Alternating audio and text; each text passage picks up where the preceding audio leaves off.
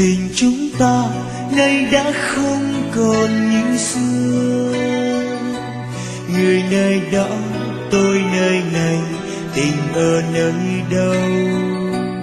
Nhìn thấy nhau nhưng ta không còn cảm giác như lúc đầu, có lẽ đôi ta đã không còn yêu nhau. Ngày tháng qua ta đã sống bên cạnh nhau, nhưng nhiều lúc hai trái tim nhìn về hai hướng, rồi hố sâu ngày thêm lớn thành khoảng cách hai chúng mình. Để bây giờ ta biết ta không còn buồn nhau, người đó tôi đây tình ở nơi đâu, tình hơi phải chăng đang trốn tìm. Ước gì hai chúng ta chưa gặp bao giờ sẽ tốt hơn. Ân tình ngày hôm qua hãy để gió cuốn trôi theo mây ngàn, mối tình hai chúng ta chạm hết từ đây.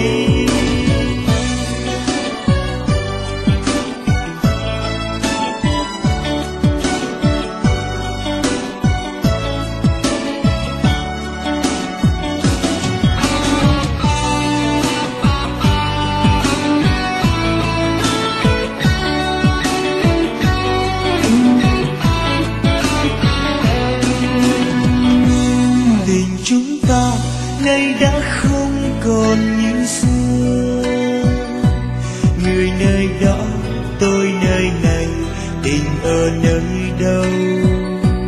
Nhìn thấy nhau nhưng ta không còn cảm giác như lúc đầu, có lẽ đôi ta đã không còn yêu nhau.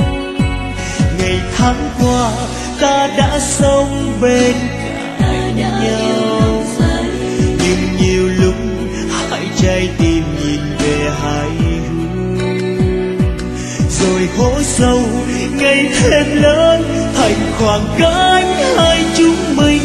Để bây giờ ta biết ta không còn của nhau, người đó tôi đây